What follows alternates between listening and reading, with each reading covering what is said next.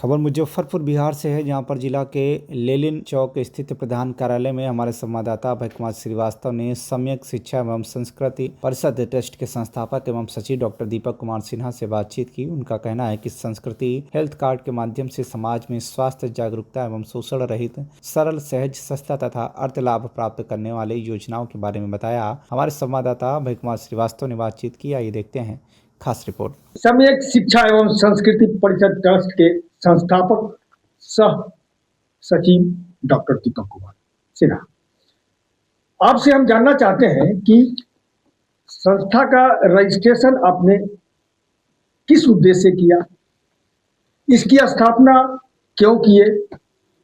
साथ ही साथ हम आपसे ये भी जानना चाहते हैं कि अब तक इस संस्था के द्वारा जो भी आपने अच्छे कार्य किए हैं उस कार्य का एक संक्षिप्त में हमको आप परिचय। नमस्कार जी। सर्वे भवन्तु सुखिनः, सर्वे सन्तु निरामया, सर्वे भद्राणि पश्यन्ति माँ काचित् दुख भाग भवेत्। सभी सुखी हो, सभी स्वस्थ हो, सब भला अनुभव करे और कोई दुखी ना हो।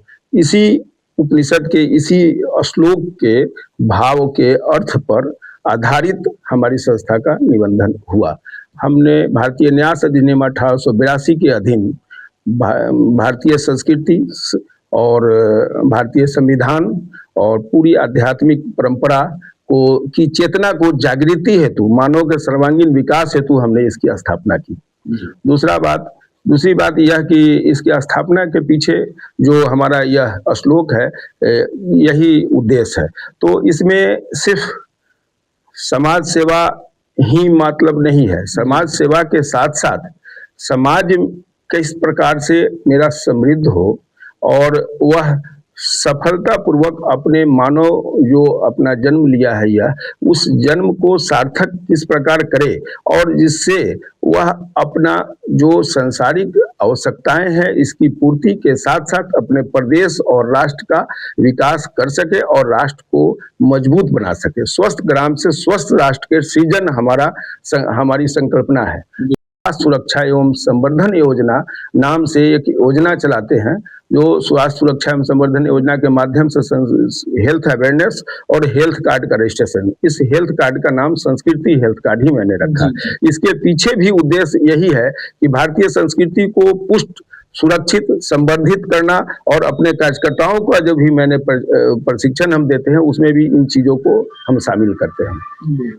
चाहेंगे कि 9 सितंबर 2011 को जब हमने अपनी संस्था का निबंधन कराया, उसके पश्चात प्रारंभिक कालखंडों में हम न्यायालय के द्वारा एक कार्यक्रम चलाए जाते थे। उस वक्त लीगल अवेयरनेस, कानूनी जागरूकता का कार्यक्रम, जो 1987 में सुप्रीम कोर्ट में एक नेशनल लीगल सर्विस अथॉरिटी की स्थापना हुई। उसके माध्यम से हर जिले में न्यायालय में एक डालसा मतलब डिस्ट्रिक्ट लीगल सर्विस अथॉरिटी है, उसके द्वारा हम लोगों को कार्य आवंटित किए गए थे, जिसमें हम लोगों ने पंचायत में जाकर के न्यायाधीश के माध्यम से, वर्तमान न्यायाधीश, उसका एक पैनल बनता था, अधिवक्ता और सोशल एक्टिविस्ट का पैनल हम बनाते थे। हम उसके कोऑर्डिनेटर हुआ करते थे, उसके संयोजक थे। हमारी संस्था को अधिकृत किया गया था और उन कालखंडों में हम न्यायाधीश जो वर्तमान में थे, जिसका पैनल बालसा माने Bihar state legal service authority से बन के आता था, उस टीम को ले जाकर गांव में सरपंच मुखिया के माध्यम से ग्रामीणों को एकत्रित करके उस विधिक जागरूकता के कार्यक्रम को हमने सफलतापूर्वक संपादित किया है। वह 2011, 12 और मई 13 तक हमने इस कार्यक्रम को किया है। अपने संस्था को आगे बढ़ाने के लिए आपने जो फ्रेंचाइजी का सिस्टम रखा है, तो इसका प्रावधान क्या है, इस संबंध में भी कुछ बताइए। हाँ, बिल्कुल। फ्रेंचाइजी शब्द का डिक्शनरी मीनिंग आप देखेंगे तो वह यही है कि किसी भी कंसेप्ट को कोई भी संस्था, कंपनी अभी अपने चीजों को विकसित और प्रमाणिक तरीके से, कानूनी रूप से उसको प्रसारित करने के लिए, जन जन तक पहुंचाने के लिए फ्रेंचाइजी का इस्तेमाल करती है। और फ्रेंचाइजी एक वर्किंग पार्टनर होते हैं। फ्रेंचाइजी लेने वाले एक कार्यकारी आपके सहयोगी हैं, जो वैधानिक रूप से आपके कंसेप्ट को आगे बढ़ाते हैं। तो हम फ्रेंचाइजी का प्रावधान इसीलिए हमने रखा।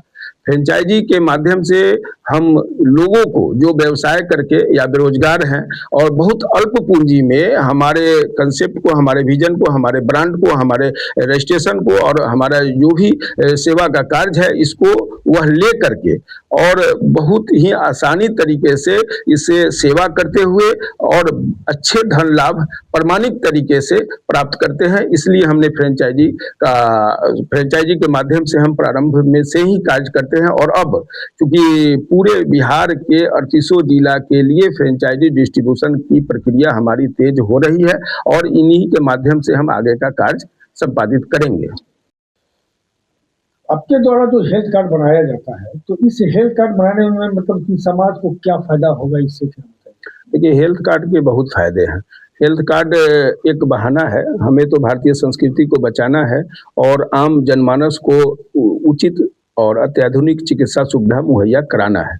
मूल उद्देश्य हमको यह है कि जो चिकित्सा में शोषण है उस शोषण से मुक्ति दिलाते हुए जो एक बिचौलियों का कारोबार चल रहा है उससे लोगों को मुक्त करा करके आम जनमानस को जिस संस्कृति हेल्थ कार्ड नाम से एक डॉक्यूमेंट, एक कार्ड दे करके उनको चिन्हित करके और हमारे विचार से संबंधित जो अस्पताल है उन अस्पताल से जिनसे हमारा टाई अप है उसमें उनको शोषण रहित चिकित्सा सुविधा उपलब्ध करवाना उद्देश्य है। इसलिए उसके साथ साथ उनको हम उस कार्ड के में चिकित्सा सुविधा सस्ता, सरल, सहज तो उपलब्ध कराते ही हैं, साथ साथ उनके अस्पताल में भर्ती होने के पश्चात जब वह निकलते हैं तब उनको आर्थिक रूप से भी हम लोग सहयोग करते हैं जिसमें उनको दूध और फल दवा के साथ साथ सेवन कर सके। वह पैसा भी उसी कार्ड के आधार पर उसके लिए कोई अलग से चार्ज नहीं लिया जाता है, उसी कार्ड की पहचान पर हम वो पैसा भी उपलब्ध कराते हैं।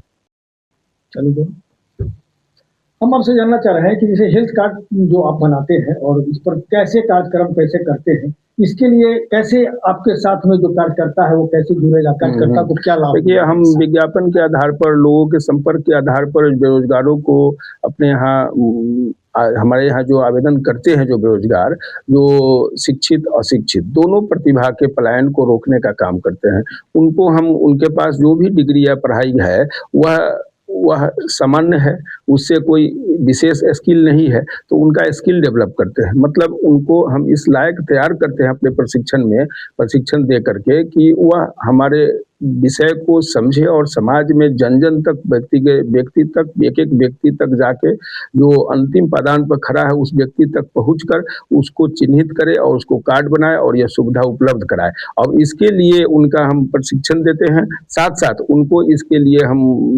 जीविकोपार्जन के लिए एक ऑनरेरियम, एक अर्थ लाभ की व्यवस्था भी किए हैं जिससे उनकी बेरोजगारी दूर होती है और वह जब बेरोजगारी दूर होगी तो स्वाभाविक रूप से वो समृद्ध होंगे और मुख्य धारा में आएंगे। जी। आप जिन अस्पतालों में जाएंगे और जिससे टाई अप है, तो इस अस्पतालों को क्या फायदा होगा? हाँ, अस्पतालों को फायदा, देखिए अस्पताल के आधार पर ही पूरा कार्यक्रम आधारित है। तो अस्पताल कोई भी खोलता है, कोई भी व्यक्ति, समूह, संगठन, कंपनी अगर अस्पताल चला रही, कोई ट्रस्ट चला रही है तो अस्पताल का मुख्य उद्देश्य क्या है?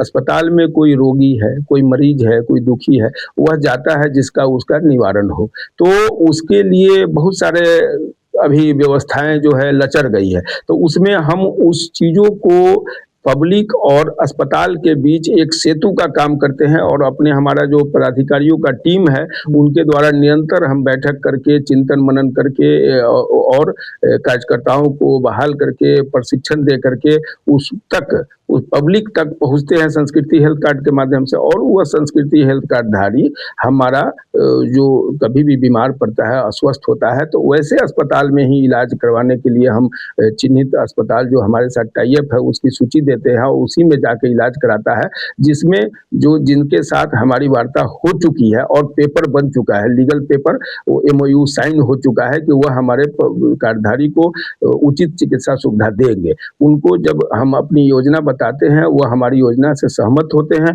और उन्हें लगता है कि इस सेवा काम करने से हमारा अस्पताल जो उद्देश्य है उसको उसकी पूर्ति होगी और हर तरह से सम्यक पूर्ति होगी, माने समुचित संतुलित रूप से पूर्ति होगी, तब उन्हीं अस्पतालों से हमारा टाई अप होता है और वह हमारे मरीजों को, हमारे रोगी को अच्छी चिकित्सा सुविधा उपलब्ध करवाते हैं। इस बात की अकाउंटेबिलिटी, इसकी जवाबदेही हमारी संस्था पूरी तरह से जवाबदेही लेती है और उसको करवाती है। निष्कर्ष के रूप में बताइए कि इसमें किसको कैसे क्या फायदा? देखिए, निष्कर्ष तो यही है कि हमारी संस्था का नाम सम्यक शिक्षा एवं संस्कृति परिषद है। तो इसमें भारतीय संस्कृति तो मूल में है, तो इसमें यह सम्यक शब्द जो पहले जुड़ा है, इसका बहुत व्यापक अर्थ है। सम्यक माने समुचित, संतुलित, समग्र, सभी, जिसमें कोई छूटे नहीं। तो उस सभी की सभी तरीके से, माने अपनी प्रकृति, प्रवृत्ति और संस्कृति के अनुपालन करते हुए एक अनूठे विधि विधान से और संविधान को फॉलो करते हुए कानूनी ढंग से, पारदर्शी तरीके से हम यह काम करते हैं। इसमें मूल उद्देश्य हमारा है सेवा, लेकिन इस सेवा के माध्यम से हम 4-5 काम करते हैं जो निष्कर्ष में आपको हम बताना चाहते हैं।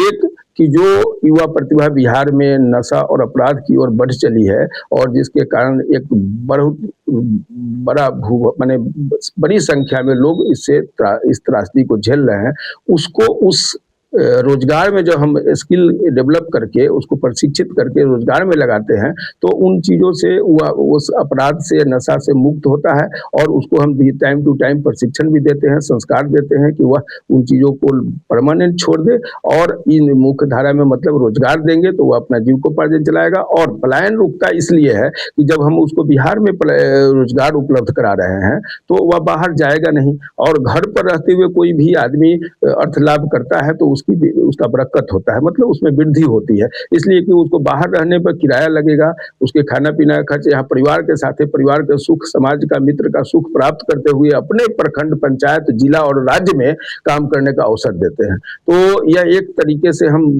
व्यापक पैमाने पर कई बिंदुओं पर काम करते हैं। उसके साथ साथ जो सेवा स्वास्थ्य का दे रहे हैं, स्वास्थ्य का सेवा दे रहे हैं। और यह जब तो निश्चित रूप से बिहार के सभी जिले, सभी प्रखंड, सभी पंचायत समृद्ध होंगे, और जब बिहार समृद्ध होगा, स्वाभाविक है कि आप राष्ट्र के निर्माण में सहयोग कर पाएंगे और हम स्वस्थ ग्राम से स्वस्थ राष्ट्र के सृजन करने की जो हमारी संकल्पना है, यह संकल्पना सार्थक होगी। और इसी ओर हमारी पूरी टीम काम कर रही है, पूरे मनोयोग से करती है, अपने पूरे समय, अपना शक्ति, अपना ऊर्जा, अपना जो है अर्थ, अपना मन, अपना तन का पूरा उपयोग करके इन चीजों को हम लोग लगातार इस श्रम साध्य कार्य को कर रहे हैं और आगे भी करते रहेंगे।